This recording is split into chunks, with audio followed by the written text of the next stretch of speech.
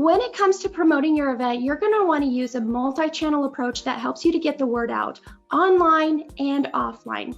And that'll be, of course, when it makes sense for your business or your organization, as I know a lot of you still are using some tactics like that, which is great. So what does this mean for a multi-channel approach? Well, first off, that means using a landing page that's going to help you to promote your event with all of the details, especially if you have a larger event that needs to house more information like session details and times and information about those sessions. Email is such a powerful tool for reaching your audience and getting them to register.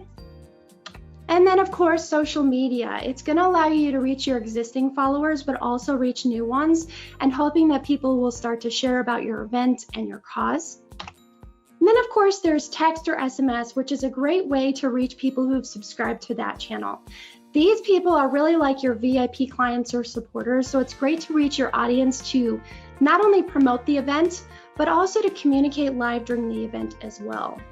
And then, of course, you can incorporate your offline flyers, like I said, your direct mail pieces, postcards, and things like that. Make sure you're encouraging them to register there.